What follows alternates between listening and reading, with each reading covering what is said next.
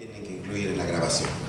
Proverbios 3, 9 y 10. Dice así: honra a Jehová con tus bienes y con las primicias de todos tus frutos, y serán llenos tus graneros con abundancia, y tus lagares rebosarán de mosto.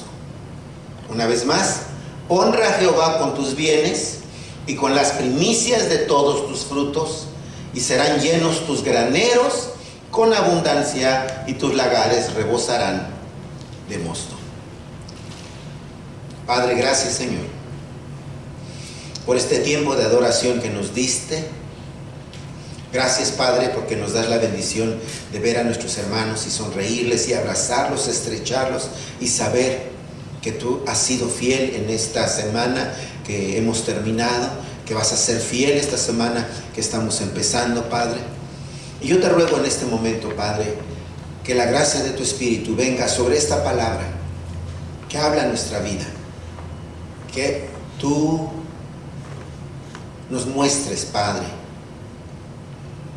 qué es lo que tú quieres de nosotros y cómo te quieres relacionar con nosotros. Gracias, Padre, en el nombre de Jesús. Amén. Cuando Dios nos hizo, y particularmente en el caso de Adán, cuando Dios hizo al ser humano y lo puso en el huerto, Dios le dio una instrucción y le dijo: de todos los árboles del huerto puedes comer, menos de aquel. De todos los árboles puedes comer, menos de aquel, el árbol de la ciencia del bien y del mal. Porque el día que comas de ese fruto vas a morir. ¿Qué fruto era? Para algunos el fruto era una manzana. Es intrascendente qué fruto era. Uno de los frutos más apetecibles en el Medio Oriente es el albaricoque, y muchos creen que pudo haber sido el albaricoque, pero eso es lo de menos. Algunos preguntan: ¿por qué Dios le puso la tentación al ser humano? ¿Por qué no lo dejó sin árbol? Y entonces que pudiera comer de todo. El asunto es que Dios estaba tratando con la voluntad del ser humano, con la capacidad de decidir. ¿Qué iba a hacer el ser humano cuando tuviera la oportunidad de decidir?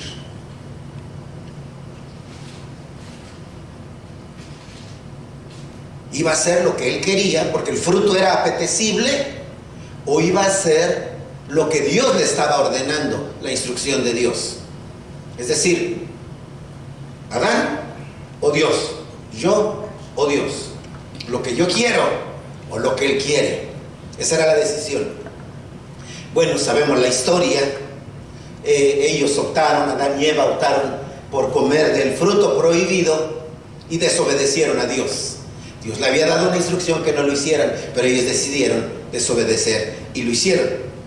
Luego la historia en la Biblia continúa y vemos a Dios dándole leyes a su pueblo, y les dio, entre muchas leyes, lo que nosotros conocemos como los 10 mandamientos, entre los cuales el primer mandamiento es: no tendrás dioses ajenos delante de mí. O como traducen algunas versiones, no tendrás dioses ajenos además de mí. Lo que quiere decir es, desde este primer mandamiento, Dios le está diciendo a su pueblo: yo debo ocupar el primer lugar en tu vida. No hay lugar, no debe haber lugar en tu vida para otros dioses, para otros ídolos o para los ídolos. Solamente yo quiero ser el primero y yo quiero ser el único. En la actualidad, la mayoría de nosotros no nos consideramos idólatras. Pensamos: yo no tengo multiplicidad de dioses como algunas religiones asiáticas o algunas religiones hindúes. Nunca me he sentido, alguien podrá decir, a construir un becerro de oro, a hacerme un Baal. Yo no soy un idólatra. Y la mayoría de sabemos, y por si usted no lo sabe, entendemos la idolatría como todo aquello que pretende sustituir a Dios, como todo aquello que toma prioridad en nuestra vida antes que Dios, que ocupa el lugar de Dios, se vuelve un ídolo y se constituye en idolatría. Hay muchas cosas en nuestra vida que disputan el primer lugar. Hay muchas cosas en nuestra vida que quieren ser prioridades. Hay muchas cosas que quieren ocupar un lugar como un ídolo en nuestra vida. Y por eso 1 Juan 5:21 dice: queridos hijos, apártense de los ídolos. Y nos está refiriendo solamente a esas imágenes o a esas deidades de otras religiones. Se está refiriendo a todo aquello que es prioritario antes que Dios. Todo aquello en nuestra vida que le damos el primer lugar antes que Dios. Ahora, si usted quiere una vida de bendición, si usted quiere crecer en su vida cristiana, Dios debe ser el primer lugar en su vida. Si usted dice: yo quiero ser un cristiano ferviente, maduro, creciente, Dios debe ser el primer lugar en su vida. Ahora, esto no va a ser un beneficio para Él. Esto va a ser un beneficio para ti y para mí. Él debe ser nuestra prioridad en todos los aspectos de nuestra vida. Ahora, pero usted puede decir en este momento: Dios es para mí una prioridad. Dios es mi prioridad. Dios es el primer lugar en mi vida. Bueno, vamos a estar revisando varios pasajes de la Biblia y vamos a ver si efectivamente es una prioridad, o vamos a ver cómo Dios nos puede ayudar o cómo nos ayuda para hacer de Él el primer lugar en nuestra vida. ¿Cómo puedo saber si estoy poniendo a Dios en primer lugar o si a cambio estoy adorando a un ídolo? ¿Cómo puedo saber lo que estoy adorando verdaderamente? Y entonces, aquí hay 3 preguntas que yo estoy invitándole a que usted se haga. Conteste en su mente estas preguntas. ¿Qué es aquello que me proporciona un sentimiento de seguridad? ¿Qué es aquello que cuando pienso en eso o estoy en eso me siento seguro? Tener un buen trabajo me hace sentir seguro. Tener ahorros en el banco me hace sentir seguro. Tener una casa me hace sentir seguro. Mis hijos me hacen sentir seguro. Mis padres me hacen sentir seguro. Entonces, una primera pregunta que nos hacemos es: ¿qué es aquello que me da un sentimiento de seguridad? Luego, ¿a dónde acudo en el momento de problemas? Cuando estoy en dificultades, cuando estoy en una situación crítica, ¿cuál es el primer lugar o cuál es la primera persona a quien acudo en los momentos difíciles? Usted dice: yo al primero que voy es con mi mamá. Yo lo primero que voy es con mis amigos. Entonces, esta serie de preguntas nos van a llevar a dónde está inclinado nuestro corazón. ¿Qué es aquello a lo que le dedicas más tiempo y atención? Ahora, aquí hago un paréntesis. Para nada yo quisiera que se entendiera en este momento como yo no debo de acudir a mi familia, no debo darle un valor especial a mis hijos o a mis padres. No. Pero esta serie de preguntas nos ayudan a saber dónde está inclinado nuestro corazón. ¿Qué es aquello a lo que le dedicas más tiempo y atención?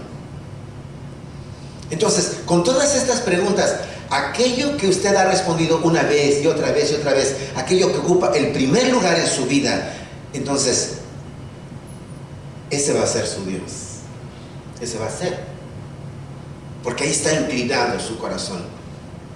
¿Qué es lo que la Biblia dice al respecto? Si queremos tener una vida agradable a Dios, vivir de acuerdo a la voluntad de Dios, vivir en entera consagración, Dios debe ser el primero. ¿Por qué? Porque Él es el primero. Antes de Él no había nada, antes de Él no hay nada. Él era y Él creó todo. Él es el primero de todas las cosas. Él quiere ser el primero en nuestra vida también. Pero, ¿cómo le puedo hacer entonces para ponerlo a Él en primer lugar?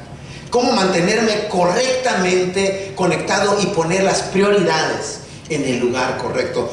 ¿Cómo le puedo hacer si yo quisiera que Jesús, que Dios, que mi Padre sea lo más importante en mi vida? Bueno, esto nos va a ayudar, este sermón le va a ayudar a usted y a mí esta mañana. ¿Qué dice la palabra de Dios? Dice, honra a Dios como el primero, llevándole siempre lo primero. Honra al primero, honra a Dios, dándole lo primero siempre. En el Antiguo Testamento vemos cómo Dios le dio instrucciones y mandamientos a su pueblo sobre cómo se tenían que conducir cuando entraran en la tierra prometida. Dios les dio claves a ellos para la posesión, les dio claves para la distribución, les dio claves para la adoración. Les dijo, ustedes tienen que conducirse de esta manera. Y entre las ofrendas y las fiestas y los sacrificios hay dos asuntos que yo quisiera que usted entienda muy bien esta mañana. Si lo logramos entender muy bien esta mañana, le va a ayudar para que usted ponga a Dios siempre en primer lugar. Muy bien. El primer concepto son las primicias. Vamos a leer dos pasajes que son básicamente lo mismo. Éxodo 22, 19 y Éxodo 34, 26. Éxodo 23, 19 y Éxodo 34, 26. Que dice así: las primicias de los primeros frutos de tu tierra traerás a la casa de Jehová tu Dios. Así dice: las primicias de los primeros frutos de tu tierra traerás a la casa de Jehová tu Dios. ¿Qué eran las primicias?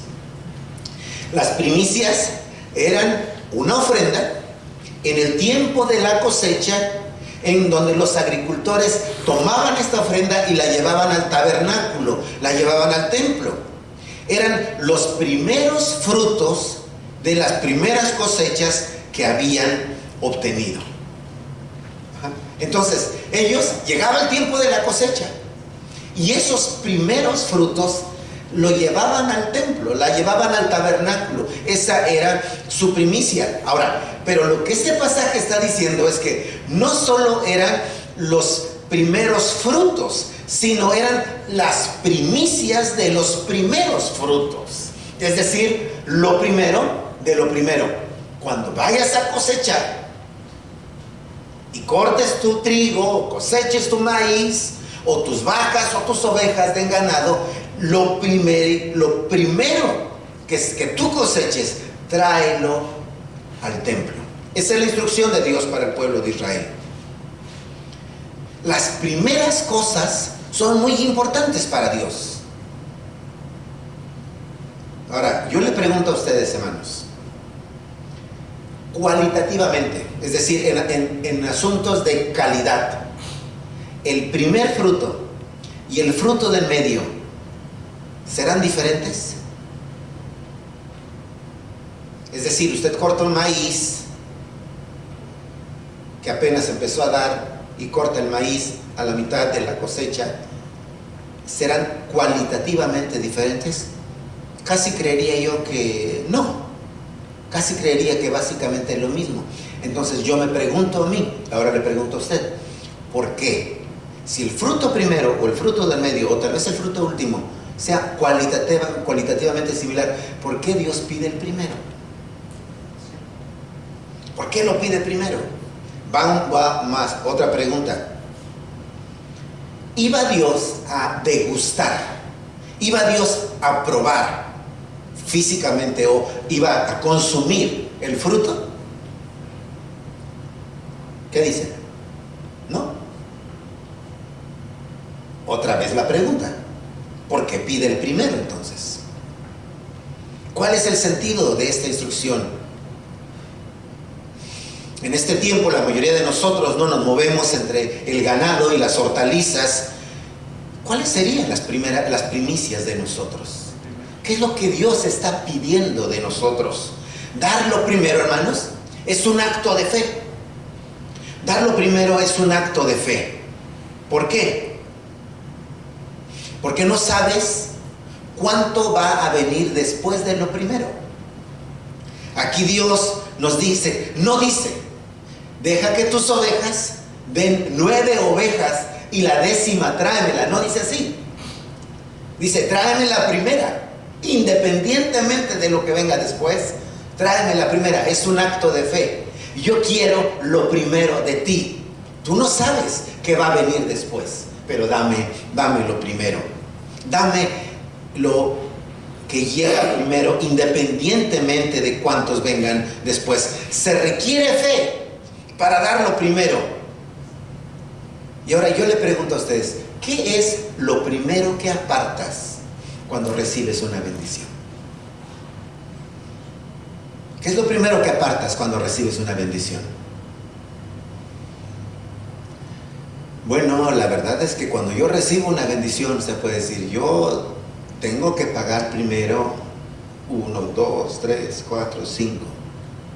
Y si me alcanza, entonces veo qué hago. Y el Señor está diciendo aquí, no. Ni siquiera está hablando de diezmos, está hablando de qué es eso primero que tú ofreces. Muy bien, el segundo concepto, hermanos, además de las primicias, es el concepto de los primogénitos. Vamos al libro de Éxodo, capítulo 13, versículo 2. Éxodo, capítulo 13, versículo 2.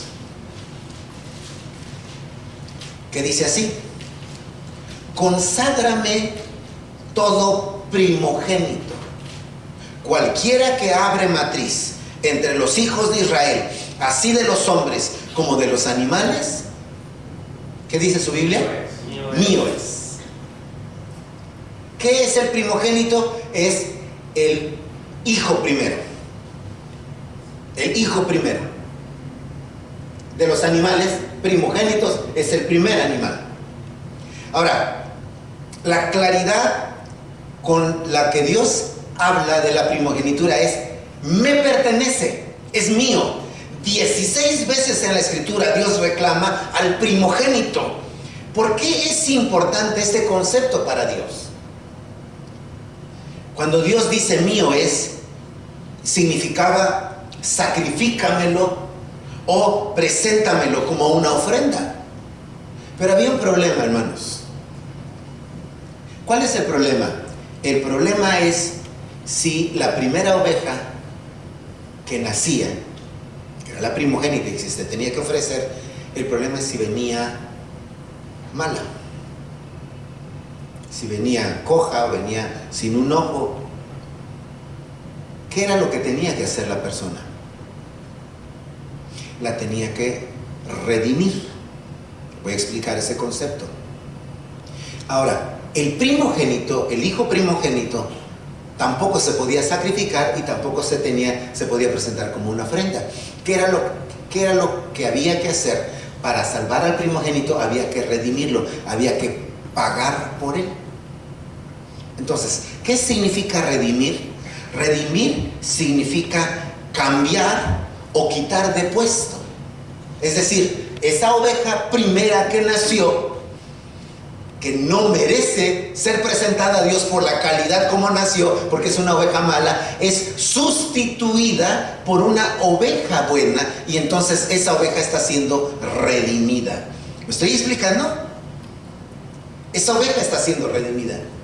Ahora miren, hermanos, si entendemos bien este asunto, nos va a ayudar a entender muchas cosas, porque ¿qué es lo que Juan el Bautista dice de Jesús? Dice: he aquí el Cordero de Dios. El Cordero que va a ser presentado como una ofrenda en sustitución de nosotros. De ahí que nosotros entendemos que la muerte de Jesucristo nos redime. Nosotros debíamos ser sacrificados, pero Jesucristo dice: no tú, yo voy a morir en lugar tuyo. Y entonces se vuelve la ofrenda buena que sustituye a la ofrenda mala o el primogénito que no era digno de ser ofrecido porque nació mal. ¿Me estoy explicando? Entonces, el concepto del primogénito es lo primero también. Es muy importante en las Escrituras. Dice la palabra de Dios en Romanos 5:8, mas Dios muestra su amor para con nosotros, en que a pesar de ser pecadores, Cristo ocupó nuestro lugar. Cristo murió por nosotros. Entonces, hermanos, la Biblia no podría ser más clara con respecto a la necesidad que pongamos y mantengamos a Dios siempre en primer lugar. En nuestro tiempo, en primer lugar. En nuestras relaciones, en primer lugar. En nuestras finanzas, en primer lugar. Mire que dice la palabra de Dios, el pasaje que leímos en Proverbios. Honra a Jehová, ¿con qué? Con tus bienes. Vamos a la Biblia. Búscalo en su Biblia, porque yo veo como que no dice. ¿A poco así dice? Sí, así dice. Proverbios 3, 9 y 10. Honra a Jehová con tus bienes. ¿Ya lo han encontrado? ¿Y qué dice? ¿Con las qué?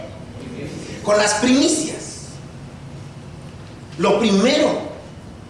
Honra a Jehová con lo que tienes y con lo primero que recibas. Y entonces dice, serán llenos tus graneros. ¿Qué es un granero? Un granero es un lugar donde se conservan o donde se almacenan los granos. Los graneros. Y serán llenos tus graneros. ¿Qué palabra dice ahí? Con abundancia. ¿Lo pueden repetir conmigo? Y serán llenos tus graneros con abundancia. No tengan miedo, hermanos. Esa palabra como que dice uno, será para mí, es para usted y para mí. Y serán llenos tus graneros con abundancia. Hermanos, el Dios que nosotros tenemos es un Dios de abundancia. ¿Cuántos dicen amén? Amén. Es un Dios de abundancia. Es un Dios generoso. De Abraham, que no tenía hijos, hizo una gran nación. De Israel, que es una nación pequeña, es una potencia mundial. Es un Dios de abundancia. Quiere ser abundante con nosotros. Yo lo creo. Dios quiere bendecir nuestra iglesia, quiere bendecir tu vida, quiere bendecir la mía. Él quiere que recibas bendición. ¿Cuántos quieren recibir la bendición? Amén. Honra a Jehová. Hónralo. Hónralo. Hónralo con tus bienes y con las primicias de tus frutos. Dale el primer lugar a Dios. Dice, serán llenos tus graneros con abundancia y tus lagares. Léalo bien, no dice lugares, dice lagares. ¿Qué es un lagar? Un lagar es un recipiente de madera o de piedra en donde se echaban las frutas, una especie de molino, donde se echaban, las uvas, una especie de molino, y se hacía como un recipiente grande donde las doncellas de Israel se subían descalzas, y todavía se practica eso, a pisar literalmente las uvas para que de la uva saliera el jugo, el vino, el mosto. Y tus lagares rebosarán de mosto. Es por eso que se añejaba rápido el vino por esos pies. Ahora miren, hermanos, ¿qué está diciendo la palabra de Dios? Yo quiero que tengas abundancia. Lo está diciendo la palabra de Dios.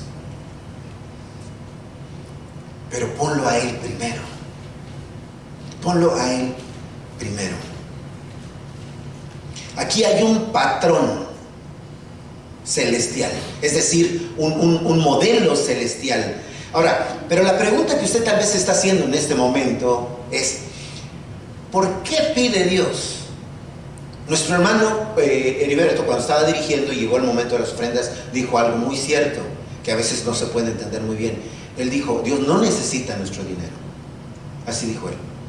Y es cierto, no lo necesita. Ahora, pero usted puede hacerse la pregunta, ¿por qué pide Dios?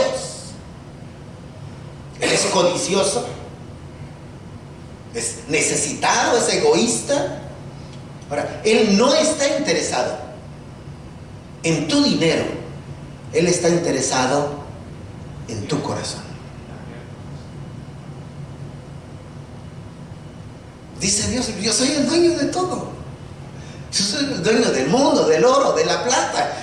O sea, ¿qué puedo necesitar yo? Si necesitara algo, iría contigo y te diría, hey, necesito una feria. Él es el dueño de todo. Necesitamos salud. Señor, tú eres el médico divino. Necesitamos restaurar nuestras relaciones familiares. Señor, tú eres el consejero. Necesitamos ayuda para instruir a nuestros hijos. Padre, tú tienes la capacidad para cambiar su corazón. Él es el dueño de todo. ¿Por qué pide? Porque Él no está interesado en cuánto le podemos dar. Él está interesado en la condición de nuestro corazón. Que tengamos un corazón enfocado en Él. Entonces, no se trata de Él. Se trata de mí. No se trata de porque Él me lo está pidiendo, sino el beneficio que Él quiere que yo reciba. Él quiere que yo lo ponga a Él en primer lugar. Y si tú pones a Dios en primer lugar, en tu trabajo, en tu familia, en tus finanzas, en tu tiempo, Dios te va a dar una vida llena de bendición. Hermanos, yo quiero decirles que hay muchos cristianos que no disfrutan la vida cristiana. Hay muchos cristianos que para quienes la vida cristiana es una carga. ¿Ha escuchado, le ha tocado a usted escuchar a alguien decir en medio de una dificultad, y que te valga que soy cristiano? ¿Lo ha oído? O otros, lástima que soy cristiano, si no vieras cómo te fuera. Y la vida cristiana, hermanos, es una vida de gozo. ¿Cuántos dicen amén? Es una vida de victoria. ¿Cuántos dicen amén? Es una vida sin problemas, no. Pero es una vida con la presencia de Dios en medio de nosotros. Pero es una vida de bendición. Y Dios quiere que tengas una vida de bendición. Y cuando digo bendición, no me estoy refiriendo solo al aspecto económico, sino una vida en donde tú te desarrolles plenamente. ¿Cuál fue la actitud de Abel cuando presentó su ofrenda en Génesis 4:4? Vamos a leerlo. Ya lo vimos las semanas anteriores. La actitud de Abel al presentar su ofrenda. Le dio a Dios lo primero. Génesis 4:4 dice así: y Abel trajo también de los primogénitos de sus ovejas. ¿Ya lo vio? A Dios le importa lo primero, sí. Y Abel trajo también de los primogénitos de sus ovejas, de lo más gordo de ellas. Y miró Jehová con agrado a Abel y a su ofrenda. ¿Ve la actitud? Lo primero y lo mejor para Dios. Ahora, miren, hermanos, hay algo que usted se va a sorprender. Si no lo ha escuchado antes, se va a sorprender. El pueblo de Israel llega a la tierra prometida. Eso está en Josué. Si quiere puede empezar a buscar ahí en el libro de Josué. Llega a la tierra prometida. Vamos a estar en el capítulo 6. Entonces ellos van a empezar a invadir la tierra para tomar posesión del territorio que Dios les dio. Y se encuentran con que la primera gran ciudad es una ciudad amurallada, tan ancha que literalmente había casas en medio de la muralla. Las personas vivían entre la muralla, estaba muy ancha la muralla de Jericó. Entonces ellos van a empezar a invadir. Dios les da instrucciones qué es lo que tienen que hacer, pero les dice algo bien importante en cuanto al botín, en cuanto a lo que ellos van a obtener de ese lugar. Vamos a Josué capítulo 6, versículo 19. Josué capítulo 6, 19. ¿Ya lo tiene usted? Dice así: mas toda la plata y el oro y los utensilios de bronce y de hierro, que dice, serán consagrados a Jehová y entren en el tesoro de Jehová. Es decir, todo lo que encuentren es mine. El oro, el hierro, la plata, los utensilios, viene para acá, es mío. No tome nada. ¿Cuál fue el problema? En esa primera guerra, que un hombre que se llama Acán dijo, bueno, es mucho, que no va a hacer falta un lingote de oro, un tapete persa, que tanto es tantito. Vamos a guardarlo, y lo guardó, y Dios se enojó. ¿Por qué? Porque les había dicho, no toque nada, es mío. ¿Por qué? Porque es lo primero. Miren, hermanos, ahora vamos a darle la vuelta a nuestras hojas y nos vamos al capítulo 8, versículo 2. Y ahora resulta que va la segunda guerra contra Ai. Va la segunda guerra. Y miren cómo cambia la instrucción de Dios. Vean el versículo 2 del capítulo 8, Josué 8:2. Y dice así: y harás a Ai y a su rey como hiciste a Jericó y a su rey, solo que sus despojos y bestias tomaréis, ¿qué dice? Para vosotros. ¿Se da cuenta? Cambió la instrucción. Entonces ahora les está diciendo, ¿no? Ahora todo lo que encuentres es tuyo. Todo lo que encuentres es tuyo. ¿Cómo nosotros podemos ver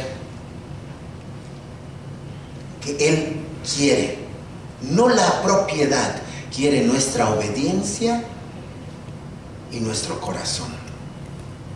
Jesús, en el Sermón del Monte, Mateo capítulo 6, 33, Jesús dice: mas buscad, ¿qué? Primeramente. El primero. Mas buscar primeramente, ponlo a Él en primer lugar, ponlo en tu prioridad, que Él sea el primero cuando tomes decisiones, que Él sea el primero cuando te levantes, que Él sea el primero en tu vida. Dale a Él la prioridad. No quiero ser el segundo, el tercero, el cuarto, quiero ser el primero y el único. Busca primero el reino de Dios y su justicia, y entonces dice, todo lo demás va a venir por añadidura. Por añadidura. Hermanos, yo le pregunto a usted, ¿es Dios veraz? ¿Dice Dios la verdad? ¿Cuántos dicen amén? Amén. Yo sé que usted va a decir, oh, pues claro, pero yo quiero que nosotros lo expresemos. ¿Es Dios veraz? Claro que sí. Entonces, cuando nosotros cuando nos ocupamos primeramente del reino, ¿vienen las demás cosas por añadidura? ¿Dios cumple sus promesas? Sí. Le voy a decir, en la práctica, ¿qué hacemos? En la práctica, buscamos las añadiduras y al final decimos, oh, se me había olvidado. Por cierto, no hemos orado, ¿verdad? Por cierto, ya tiene rato que no vamos a la iglesia, ¿verdad? Por cierto, la Biblia, ¿dónde está ya? La Biblia no está. El concepto de Dios, la persona de Dios, ha quedado relegado. En nuestra mente decimos, Él es el primer lugar en mi vida, pero en la práctica lo hemos dejado relegado, buscando las añadiduras. Y Dios dice, no, búscame a mí primero. Yo quiero ser el primer lugar en tu vida. Y yo voy a sostenerte, proveerte. Yo voy a añadirte a ti. Hay una historia, vamos a Primero de Reyes, hermanos, capítulo 17. Esta historia es extraordinaria, ya la hemos estudiado, la vamos a hacer referencia brevemente. Primero de Reyes, capítulo 17. Tenemos la historia de una viuda, la viuda de Sarepta. Dios envía al profeta a la región de Sarepta y le dice, te vas a encontrar ahí una viuda, pídele a ella de comer. El profeta Elías ya había recibido, sí tengo agua, gracias, sí tengo. El profeta Elías ya había recibido de parte de Dios,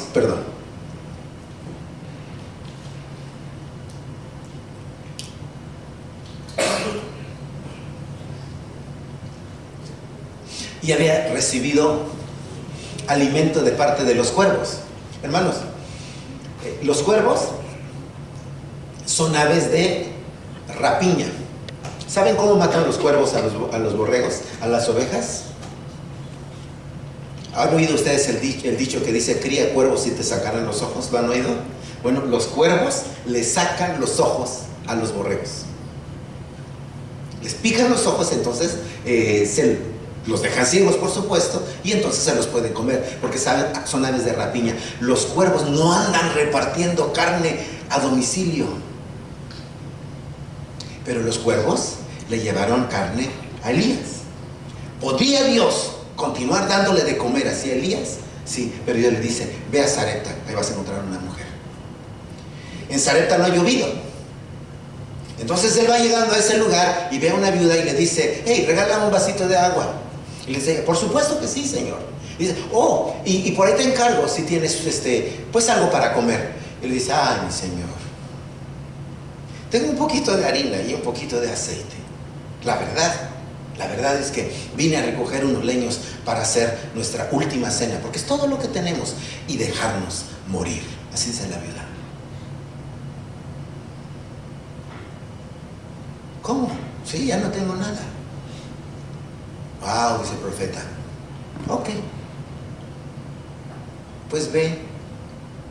Y aquí está la palabra que yo quiero que ustedes escuchen. Ve y prepárame a mí primero. Así le dijo. Así le dijo. Ve y prepárame a mí primero. ¡Qué insensibilidad! Y la mujer podía haber dicho, ey, es para nosotros, yo ni te conozco. Es lo último que tengo. Pero el profeta le dice así, ve y prepárame a mí primero. Y entonces él da una profecía. Versículo 14, primero de Reyes 17. Porque Jehová Dios de Israel ha dicho así, la harina de la tinaja no escaseará, ni el aceite de la vasija disminuirá hasta el día en que Jehová haga llover sobre la faz de la tierra. Ahora, quiero decirles, hermanos, ¿saben cuánto tiempo pasó de ese momento a que empezara a llover? Pasaron 3 años y medio. Y la profecía fue, no va a escasear. En 3 años y medio, ni el aceite ni la harina. ¿Pero qué? Dame a mí primero. Ahora, en el caso del profeta no es un acto egoísta. Él en ese momento se está constituyendo en el emblema de la presencia de Dios. ¿Qué le está diciendo a la mujer? Pon a Dios en primer lugar. Hermanos, algunos tal vez estamos batallando con el manejo de nuestro tiempo. No me alcanza el tiempo. Algunos tal vez estamos batallando con nuestros recursos. Hoy estoy bien apretado este mes y salí, pero apenitas. Algunos de nosotros tal vez estamos en una situación familiar un poquito tensa. Yo no sé. En esta mañana la palabra de Dios para ti es, ponlo a Él primero. Dale a Él lo primero. Aun que aparentemente no tenga sentido, ponlo a Él en primer lugar. Y hay, hermanos, hay promesa de Dios en bendición para tu vida. Porque así dice la palabra de Dios. ¿Por qué recibió esa mujer por 3 años y medio sin escasear la harina y el aceite? Porque le dio a Dios lo primero. Ahora, miren, hermanos, miren este trick. ¿Por qué Dios envió a Elías a Sarepta? Elías, por supuesto, él vivía de la ayuda de los demás. Pero ¿por qué no le envió con un hombre rico? Que le diera abundancia en comida, banquetes. ¿Por qué no? ¿Por qué lo envió con una viuda que no tenía que comer? ¿Por qué si Dios quería satisfacer a Elías, por qué no lo envió a otro lado? Aquí está la respuesta, hermanos. Porque el problema, el asunto no era Elías. Dios quería bendecir a la viuda. ¿Sí me siguió? No quería bendecir a Elías, quería bendecir a la viuda. Y Dios sabía de esa viuda, sabía que ella necesitaba, sabía que esa noche iba a ser su última cena, sabía que ya no tenía. Y Dios le dice a Elías, ve, yo la voy a bendecir a ella. Ve, va Elías, dame de comer. Y le dice, yo tengo un poquito nada más. Y le dice, ve, hazme a mí primero, porque el Señor ha dicho que no va a faltar en tu casa. Hermanos, Dios es fiel, y si Él ha prometido, lo va a cumplir. Y usted y yo nos podíamos pasar todo el día en este culto, una vez y otra vez y otra vez, diciendo cómo Dios nos ha provisto, los milagros, cómo Dios ha multiplicado en nuestros hogares. Usted es testigo de cómo Dios ha sido bueno cuando nosotros ya no sabíamos dónde iba a venir la respuesta. Dios llegó en un momento siempre oportuno. ¿Por qué no seguir creyendo que si tú le das a Él el primer lugar en todo, Él va a bendecir tu vida? ¿Cuántos dicen amén? Amén. Denle un aplauso al Señor.